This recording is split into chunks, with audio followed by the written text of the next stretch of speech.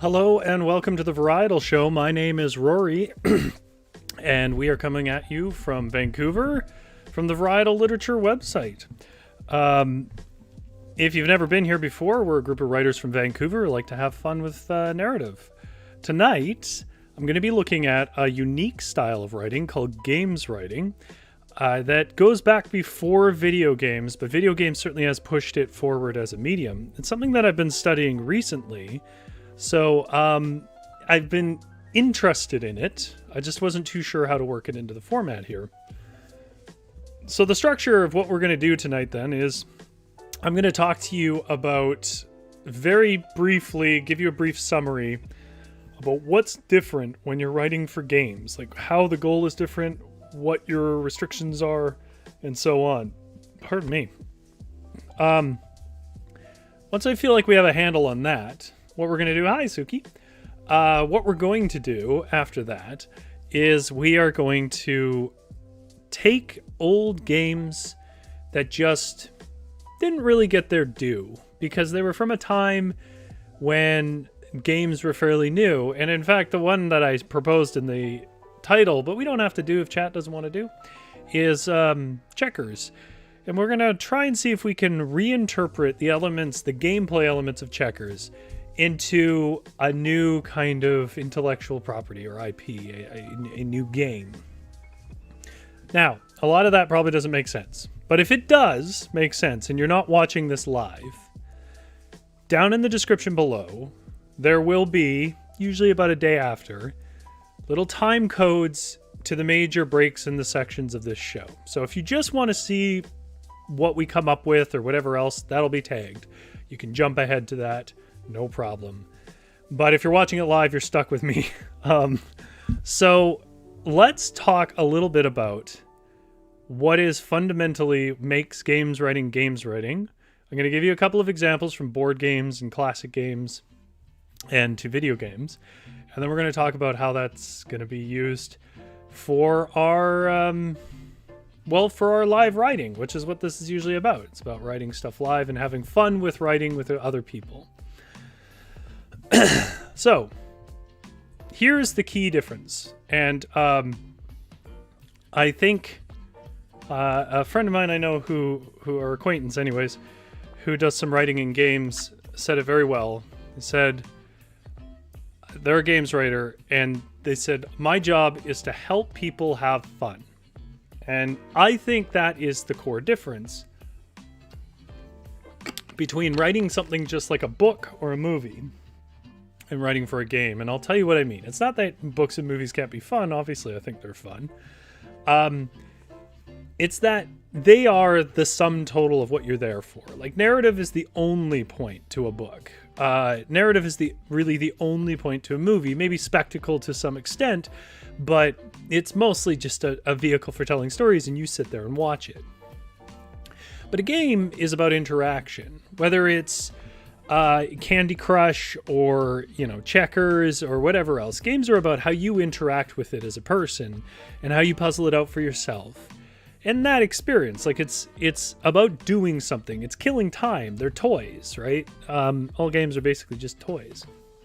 And the point of games writing is to try and take the activities that we do in a game and contextualize them so they make sense to us as a human being. Like, to have fun with what is essentially a bunch of spreadsheets. If you don't know, all video games basically boil down to spreadsheets that track numbers. When you swing a knife or something, it does a certain amount of negative numbers to this pool of numbers, and you really could just represent a game. And some games definitely did do this, especially early on. Just a series of numbers in like a spreadsheet.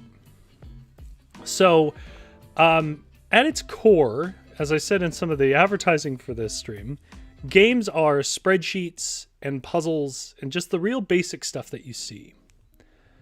However, most games that you will have played go this extra effort to hide that, even though that's ultimately what you're doing. And the example that I like the most to make this point is that Monopoly, a game that we've all played, Monopoly is essentially accounting. It was originally a game about landlords, and it had a viewpoint, which I'll get to in a minute, because that's part of the point of games writing. But the point of it is that you can do Monopoly with an Excel spreadsheet. You don't need the board. You don't need the little trinkets. You don't need the money.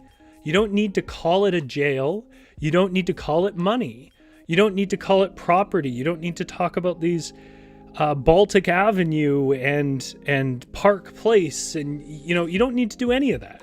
You could just have a list of things and you roll a dice or something. And if you get there first and you have enough numbers, you can purchase it, and it negates certain numbers. And then when other people roll to get to that, they would have to give you numbers. The thing is, though, if you zoned out while I gave you that description, that's exactly the problem. Well, we ultimately have fun with the mechanics of gameplay. Gameplay doesn't really make sense to a human brain. Play and living context, that's what makes sense. So what Monopoly does is it takes what is essentially an accounting game, which is meant to be a metaphor for what its original creator back at the turn of the century saw as intended to send the message about why a certain form of capitalist acquisition was fundamentally unfair and impossible to rise above, which is interesting because I think we do have kind of that experience with Monopoly. We joke about it like we want to just punch our friends in the face, and it's just sad watching all your money drift away for 4 hours. But that was kind of the point of the game. But to try and make that point, they contextualize those numbers as houses, as properties, and there's the nicer properties, and there's the better properties, and then there's jails that you go to rather than just sort of lose a turn. They call it a jail. That's games writing. Games writing is giving a context to mechanics that means more to a person. So Monopoly is a great example because it is, at its root, a really boring thing. It's keeping track of numbers. But they've done enough with it on a storytelling and world building level, that people tend to have fun with it. And that's what it means to help a person have fun in a game with games writing. A game that I really like, oh, this is a little crooked, let me pull this down. That I think one of the reasons I like it, because it's a style of board game that I don't normally play, is Scythe. Scythe is this, it's kind of like Risk. It's kind of like, Risk is like tactical war and stuff like that. It's kind of like Settlers of Catan, where there's resource trading and whatever else, which again is just basically international trade, the game. But what made Scythe stand out for me and what I really enjoy is that Scythe goes out of its way to build this whole world, this alternate reality world in kind of a World War I setting, where they take farming equipment that has been, sort of that rustic turn of the century farming equipment, and they turn it into these war machines you can have, and they have little figures of the war machines in your property, and each of the nations you represent have specific characteristics that are represented through certain benefits to their stats and so on. And it's just such an interesting world that it got me past the fact that I'm kind of crap at strategy games, and I normally avoid them. So like Scythe is an example of how a story makes it better. There was a game I played when I was a kid that was just basically like balloons on a screen. Well, it wasn't when I was a kid, now that I think about it. It was like when I was in college, but they were like balloons on a screen, and you would just sort of pop the balloons. Or another one is like Fruit Ninja was really big when I was in university, where you just sort of slashed at a screen and it slashed fruit. Those games are mechanically basically the same as Call of Duty. Call of Duty, especially if you're playing on a computer, is just taking a cursor and moving a cursor to where someone is and clicking. Now, in the storytelling mode and world building of Call of Duty, painting the screen with a clicker is killing people in high stakes combat. But there is nothing mechanically necessary about that. It could also just be, you could do it with like Candy Crush, honestly. And that's kind of how writing changes things, right? The most interesting example, and the last one I'll give, and then we'll move on to what we're going to do with our lit games, is I was at Nintendo. Shigeru Miyamoto, who basically made every Nintendo game worth talking about since 1980, an incredible designer of games. He made like all of it, all the like Mario, Legend of Zelda, Pikmin, all of it. He made all these games, but or at least was involved in some way. Shigeru Miyamoto hired this guy named Eiji Aonuma, who was an art student in university who got really fixated on making these things called karakuri puppets, which you see on the screen here. And karakuri puppets are essentially automatons. If you're familiar with the concept of a like turn of the century, early 20th century automatons, we're kind of like taking clock guts and putting them into a figure rearranged so that the figure would do very refined mechanical actions like serve tea or whatever else. They're just novelties, really. And the reason why, so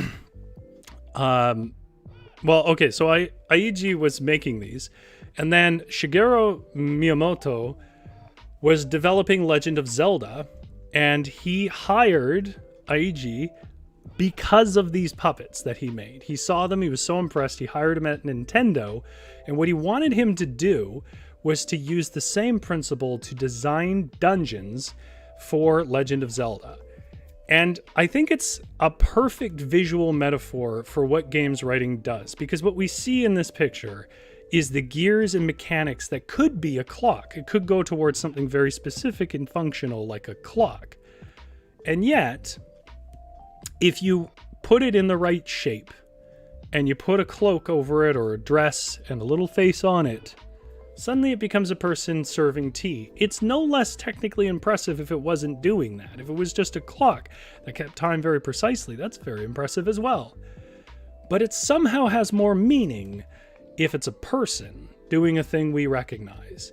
And therein is games writing. It is the clothing over the automaton.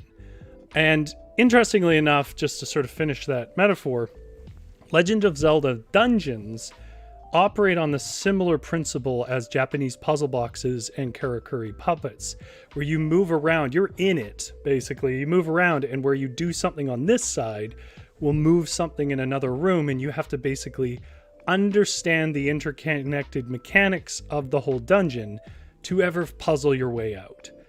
Which again, could just have been a puzzle, or it could be a secret dungeon that you have to get through to get the such and such crystal, and then suddenly it means more to you. And in a nutshell, that's what games writing is. So I'm going to assume that if this is not the live version, this is where people have jumped to. What that means then is that games writing is fundamentally different than what we see in our other writing we've done, like writing a book or writing a short story. Your focus is just on narrative, and your focus is on, clear characters and character arcs and their interactions and making sure all the key points are down on the page and that you have enough description but not too much. Like, there's all this stuff. But with games writing, the point is to first and foremost create an interesting cloak for the mechanics of the game. So, our lit game, therefore, is going to be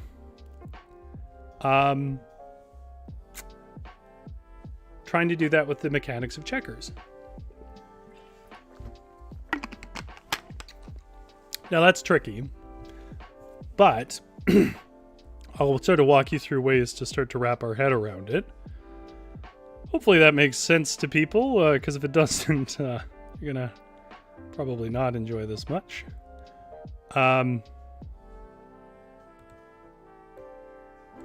So, oops.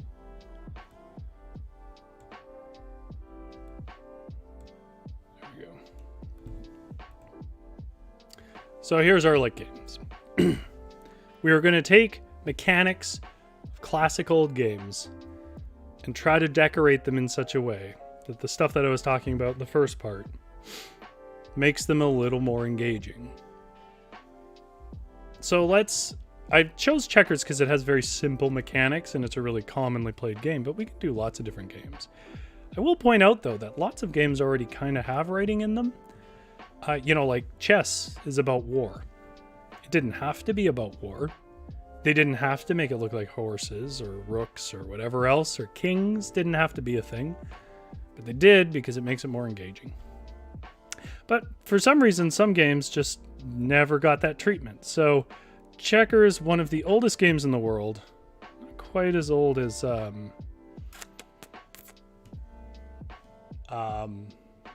backgammon, but very old. Backgammon, I think I was reading this week that backgammon apparently predates written language, or at least it seems like it does.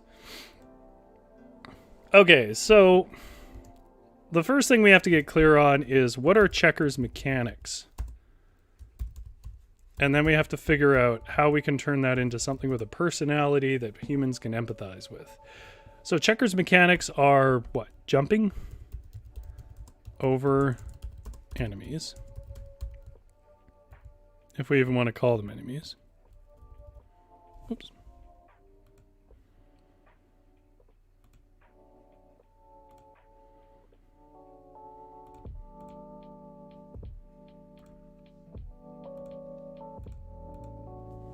Jumping over enemies.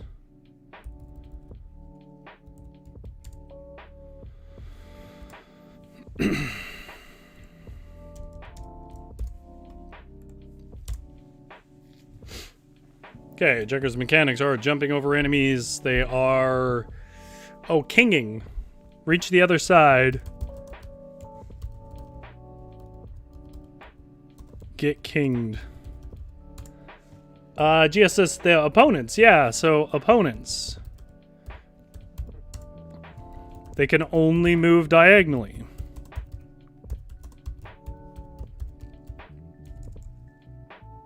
Why have I forgotten how to spell diagonally? Or have I? I haven't. It just looks weird to me all of a sudden. Isn't that weird when words do that? You just stare at them and they're like, that's not the right word, and then it definitely is.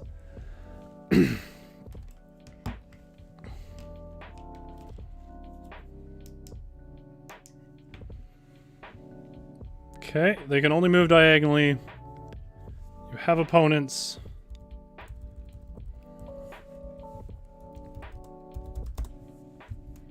You can only jump over them. If you reach the other side, you get kinged.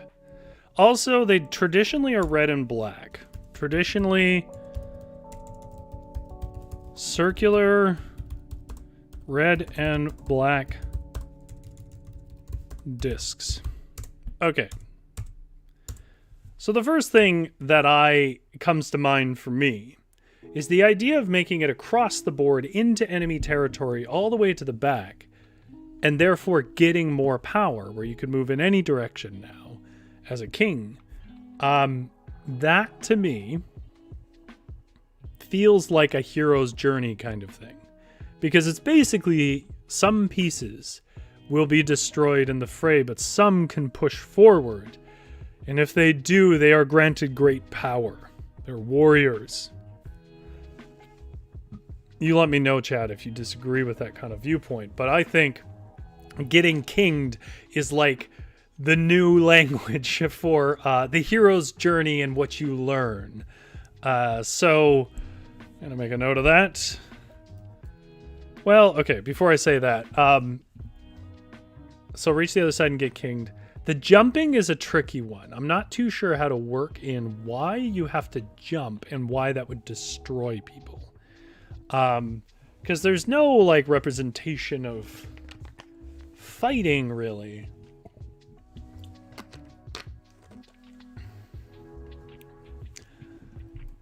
So it makes me wonder if there's a way that we can use, like, create a species where this matters. Hey, Big Drew.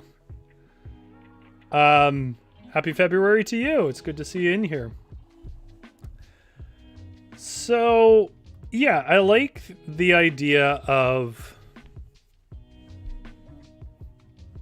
The tricky part here is going to be moving diagonally and jumping over enemies. I'm going to put those two together.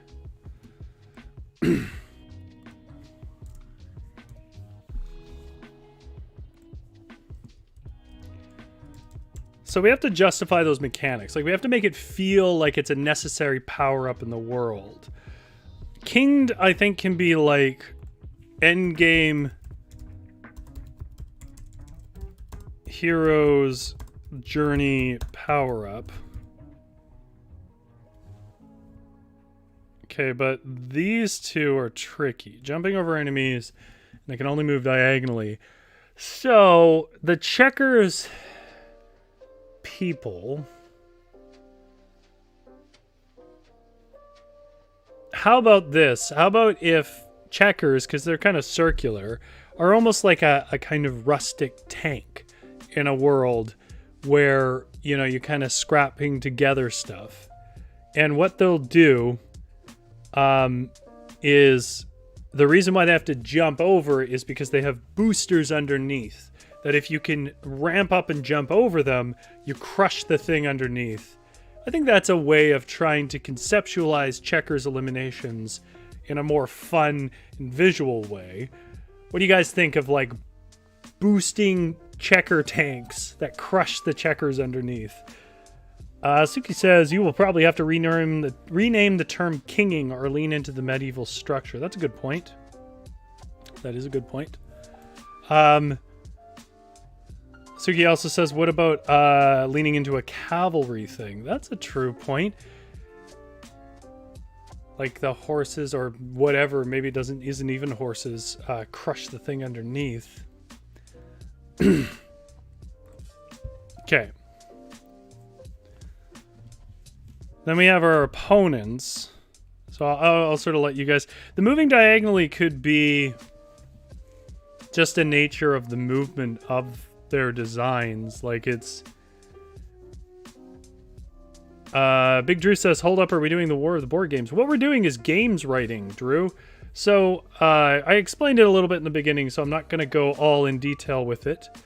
But, what we're doing is basically discussing the idea that all games are basically spreadsheets and puzzles, and they are, on the outset, kind of boring. Like, it's literally, like we were talking about, Monopoly is literally just doing accounting. However, games writing is a way of taking that mechanic and making it more interesting. And I'm kind of working with the idea that checkers never really got that treatment because it's such an old game, it's just a game. And it doesn't have a story to it. And so we're trying to give a story to checkers. That would make it more fun, but builds up the mechanics into something epic. You know, the diagonal thing could just be a tactical thing, too. They could say that tactically, the best way to avoid these other tanks is to zigzag. The most tactical movement in nature. Okay. Yeah, so I'm thinking, Suki, then, with the cavalry thing, what we could do is we could say that this is sort of like this mecha. I'm kind of going into the Scythe world now because I do really like Scythe. But these are kind of mecha... Well, it's interesting you should mention Battleship, Big Drew, because Battleship is a form of a puzzle that's very old, which are basically... It's basically the same puzzle as Wordle. It's the same puzzle principle as Wordle, if you've ever played that, which is a big thing right now. Wordle is essentially Battleship. They can only go 45 degrees. Has to be a reason. Yeah. The best I've got is tactics. Like, that's a tactical movement thing that the, you know... Suki says, a king crabs walk diagonally. Yes! That's what it is. They're riding giant king crabs. That still doesn't explain why they jump over it, but it is cool. Oh,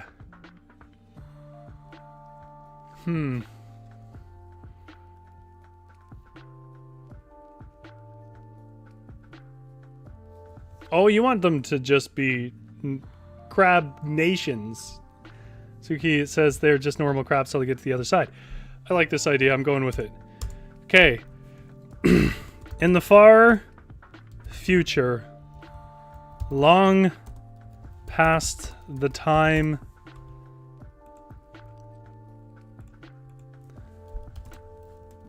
of man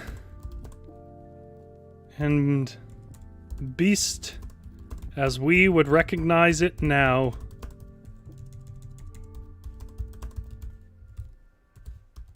the world is run by fierce and wild storms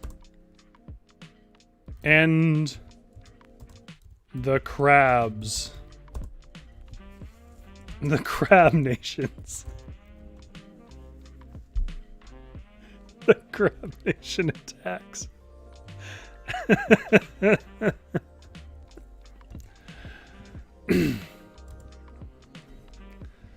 Well, in many ways, reminiscent of the crabs you and I know.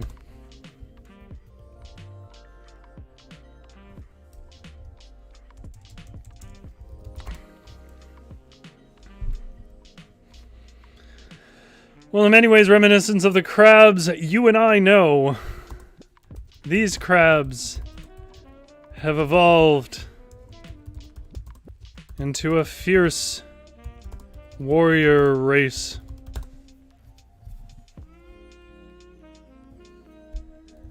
At odds.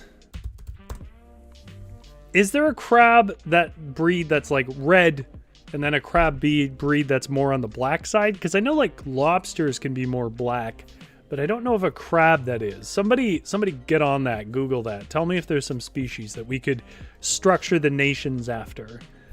These crabs have evolved into a fierce warrior race at odds with their own kind. This includes mounting themselves with cannons,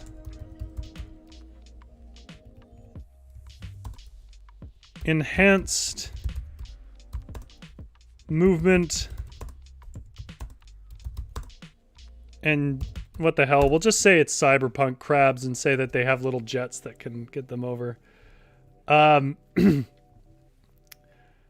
Oh yeah, the crab from Moana. Oh, that's yeah, that's great.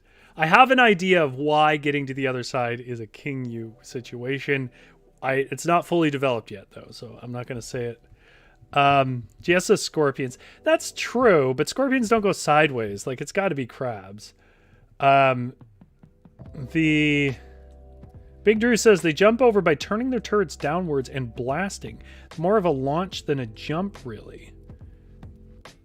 Oh, like are you saying that maybe the weapon itself, it's the kickback that launches them over? Because that'd be neat. Like if you basically are creating an impact in the ground that ripples out and destroys the one nearest you, but in that movement it launches you over, and that's sort of what gets you. or really, it could just be that like that's their main movement. Like they jet off the ground and then fire their cannon midair to get a little more air, and that sort of kills the thing, and they flip over. I'm going to tell you about another game, by the way, at the end that I have another concept for that I think is fun.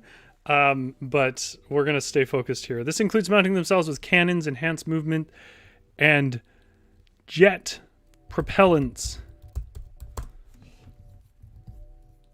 I guess the reason why crabs, because crabs can't look up, can they? Or am I thinking of something else? Maybe I'm thinking of something else. Someone tell me if I'm wrong. This includes mounting themselves with cannons, enhanced movement, and jet propellants. Propellers, jets. That launch them in fierce battles.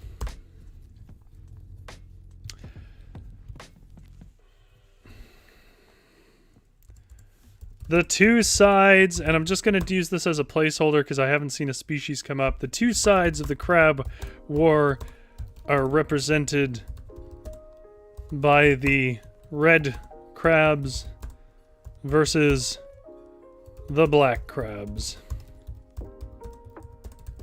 And the great mecha crustacean battle beach. That meat in the great, I should say.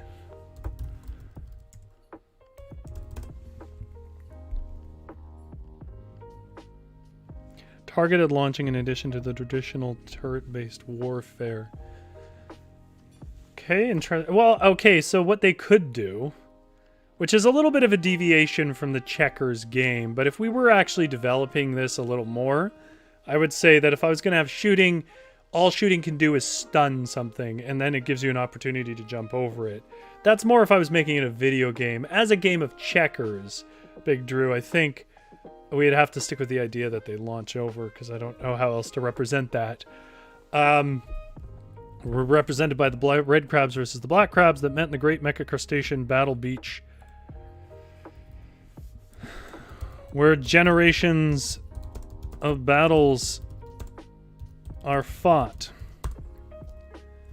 These battles are unfortunately necessary as a schism led to a breach.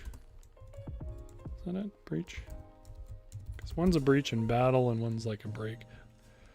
Well, a schism led to a breach. A schism is a breach. As a schism formed between the crab kingdoms.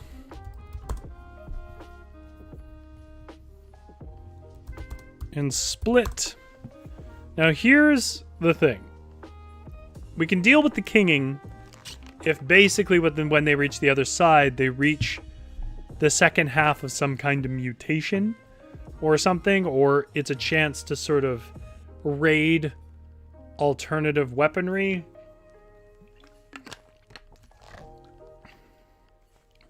So like, you know, they have limited resources, right? But if you reach the other side of the board, you can take the other team's resources and build it onto you. And that could be our version of kinging. So, you know, it's basically they have their own kind of factories of equipment and armor and whatever else.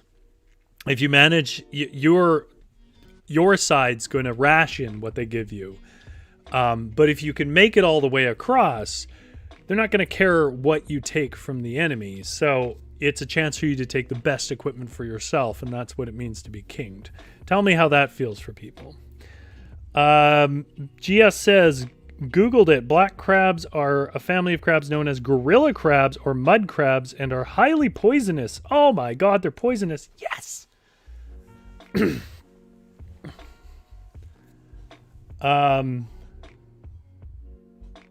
Wow. Mud crabs, okay. The black mud crabs. Black poisonous mud crabs. How do crabs get poisonous? Like, that seems weird to me. Apparently it's Australia, no surprise there. I do like the idea of them shedding to become the king crabs, Suki. The thing is, I don't really know what would motivate that in a battle scenario. Unless we want to do, I mean, it's a bit of an old hat, but unless you want to do the thing where, like, there was some sort of nuclear event and they are basically getting into nuclear waste, but it doesn't explain why they can't do that on their own side. Okay, I don't want to get too bogged down in this, but if somebody has inspiration, do tell me. Do tell me. So these battles are unfortunately necessary as a schism formed between the crab kingdoms and split up the resources they once pooled to defeat the lobster threats. Well, lobsters, yeah, but seagulls. It's seagulls. To defeat the seagull kingdom.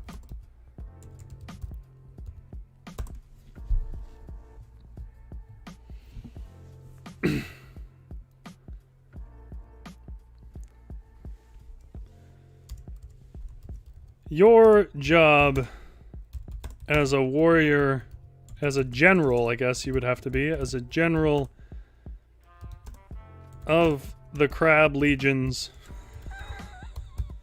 It's funny the things that make me laugh, but crab legions really got me. Your job as the general of the crab legions is to guide them across the beach to the enemy stores where great weaponry is kept. Doing so allows your crab to become king crabs.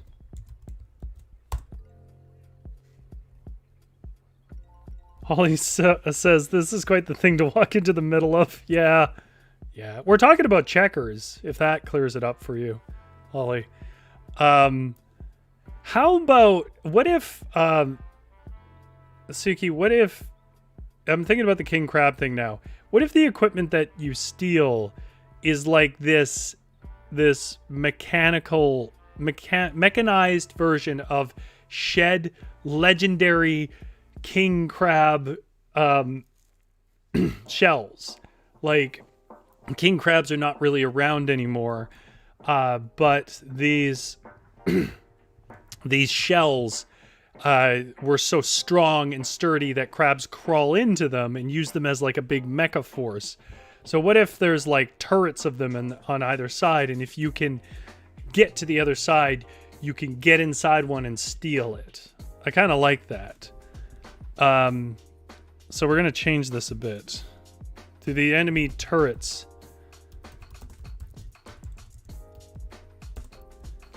Turrets are built of the ancient shells of king crabs,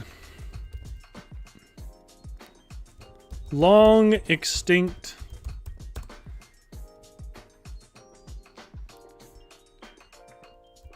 but famed for their strength and sturdy form.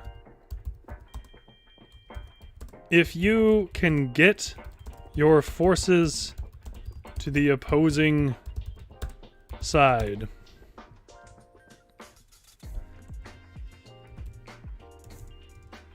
then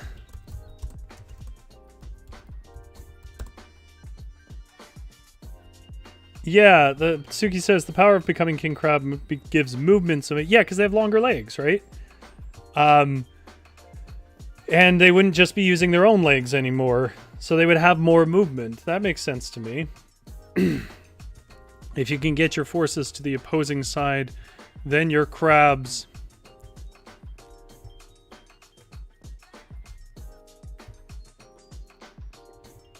then your crabs, if you can get your forces to the opposing side, then your crabs may steal and co-opt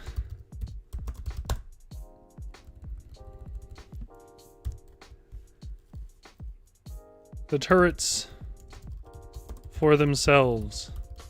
The grunts call this kinging.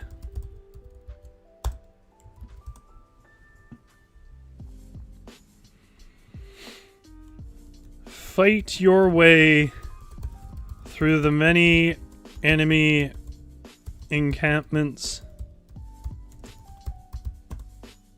Gather up your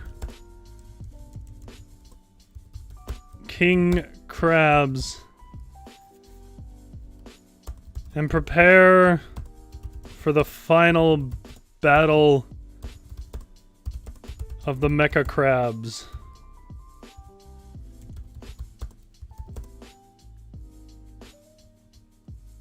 On Death Beach. Or whatever. Okay. I'm going to read this back, and you guys are going to let me know if there's something else we should be doing. So, just to summarize then, before I read it back, we are trying to take the game of checkers and make it a little more engaging through storytelling. So, the mechanics that we identified that we need to kind of dress up is jumping over enemies, only being able to move diagonally. I do have an idea for the jumping thing that I haven't put in here. Reach the other side and getting kinged. Having opponents, and that they are traditionally circular red and black discs, and roughly that shape.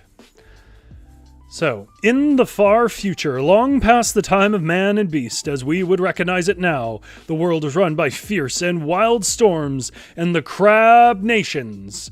Well, in many ways reminiscent of the crabs you and I know, these crabs have evolved into a fierce warrior race at odds with their own kind.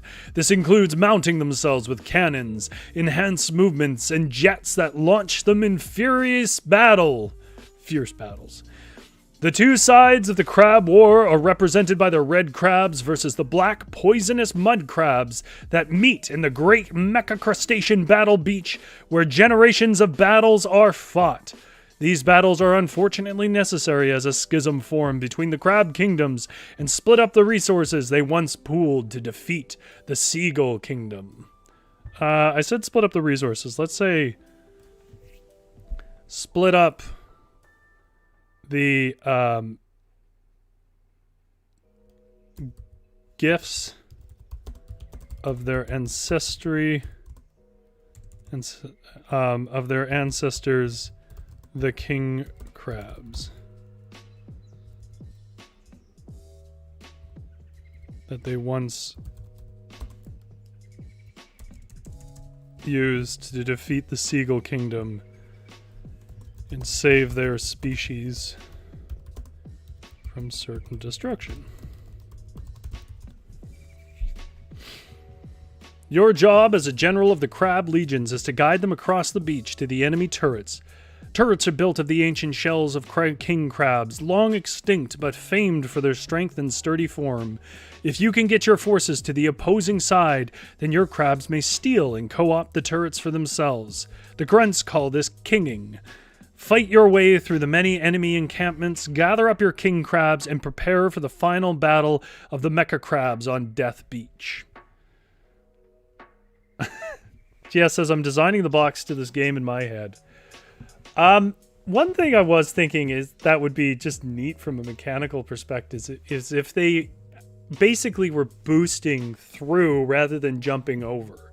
So like if they had like grappling hooks they fired and hit the ground on the other side and then dragged at high speeds, knocking, you know, the crab either into pieces if you want to be gory or just off the field, and on their back, because then the crab is basically out.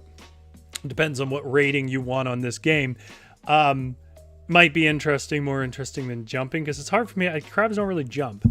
They deal with the diagonal movement thing, but if they can like through a crab, I think that's entertaining. For me, I don't know about you, Chad. It's your project too.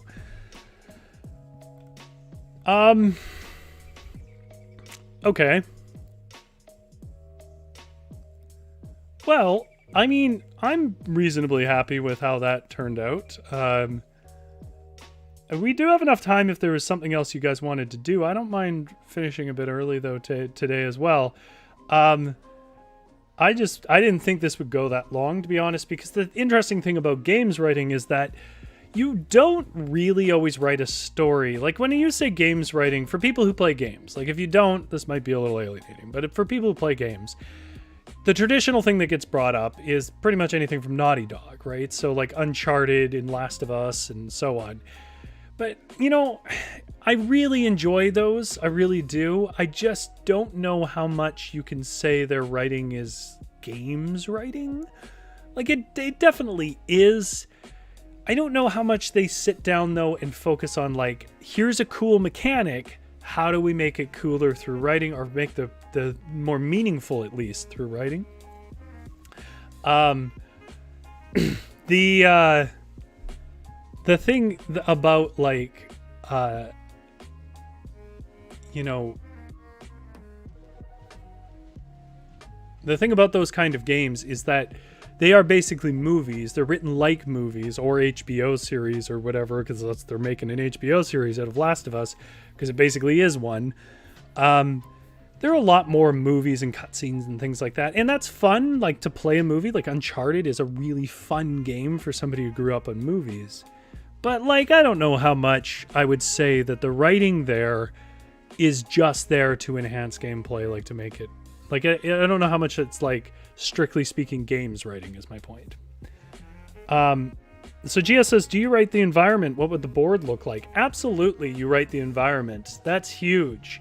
So like, you know, the environment is how you tell a story in games. Full stop. So, you know, for example, the way that you might communicate that there used to be, because like no voice comes and does a voiceover of this. We're writing a concept right now, but basically you just show players that and have conversations between some of the crabs or whatever, and that's how they'll figure it out.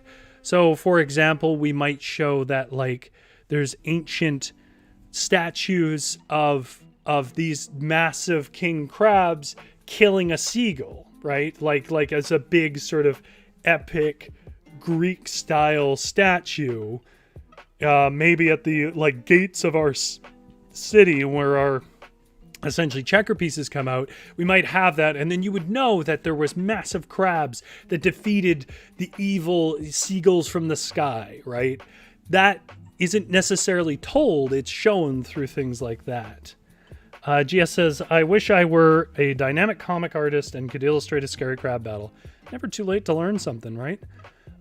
There are tons of guides on how to draw in like comic book styles. I am actually quite pleased with how this came out. I didn't, by the way, expect this to be a particularly popular stream. I woke up relatively tired today, so I was like, I have sometimes a list of ideas, and some of them I'm like, oh, these are going to be good, but they require a lot from me. Like I need to be on my A game to make them work at all. And then I have ideas that I think are more interesting to me and probably less interesting to people in general. So I'm actually really quite happy with how this turned out, because I realized there's no reason for me to do this, but I do not come in with ideas. So like I came in with the idea that we're going to do checkers, but at no point did I sit down and go, I wonder what we could do with checkers. And I certainly didn't expect it to be crabs, which was a really clever idea from Suki. It deals with the diagonal thing. And I've really enjoyed doing this with you guys. This was a really cool way. I hope when you play a game of checkers now, you can sort of snicker to yourself that you know secretly it's about the post-apocalyptic crab wars. If we were truly like redesigning a board around this, yeah, you know, like how do you account for the checker shape? Like how would you mark out gridding? That's a tough call. GS says you made checkers exciting, Rory, and that's no minor accomplishment. We made checkers exciting. I did not even come up with some of the best ideas here. Which means that I'm going to say that's the end of Lit Games. And oh boy, what was the other thing? There was one other thing I was going to talk about. I don't know why I'm blanking tonight. Oh yes, I was going to recommend something. Okay, I'm going to give you a good old Left on Red. All right, so Left on Red is where we recommend things to read or do that I have read and enjoyed that I left on red. And the thing that I was going to recommend today is a bit of an oddball, but It's something I had heard referenced before and actually never looked into.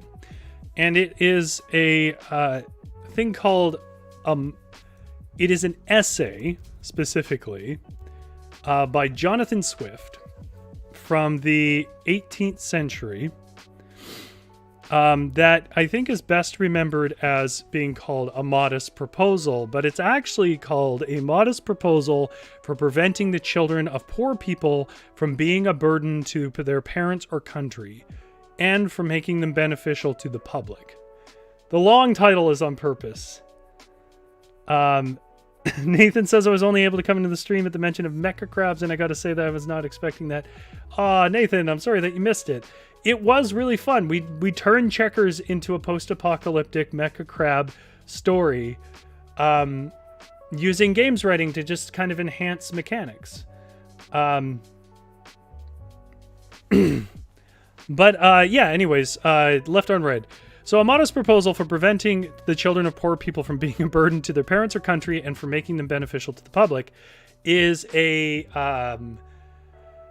satirical essay by Jonathan Swift from the 18th century that was specifically targeted at how England was treating Ireland at the time, especially the poverty that it was very explicitly causing, because if you don't know, without going into all of it, but it's worth looking up, there was basically an attempted genocide against the Irish by the English in that time, specifically led by a man named Oliver Cromwell.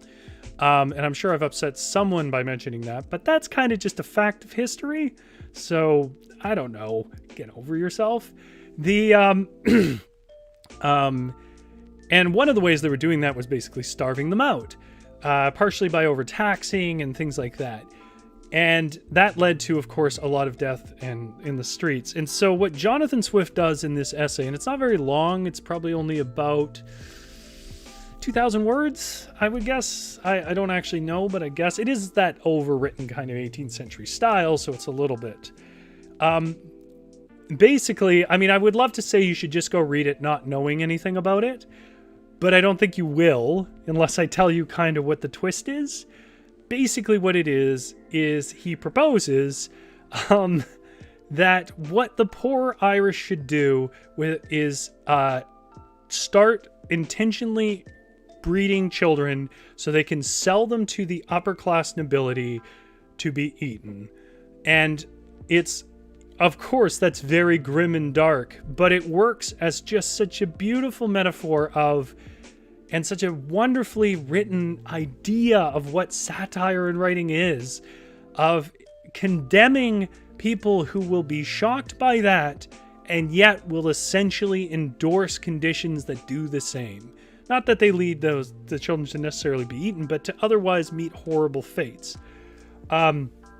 It's also meant to be a satire about the way people talked about just mass death that was being caused by preventable things. So I really think if you have the time, it's not a very long read. It's available for free online. The shorthand for it is A Modest Proposal, essay by Jonathan Swift. But the full title of it is A Modest Proposal for Preventing the Children of Poor People from Being a Burden to Their Parents or Country and for Making them Beneficial to the Public by Jonathan Swift. I recommend it. It is a brilliant piece of satire, and I greatly enjoyed reading it. And that is my left unread recommendations. Well, you know what that means? It means that we have reached the end of the show.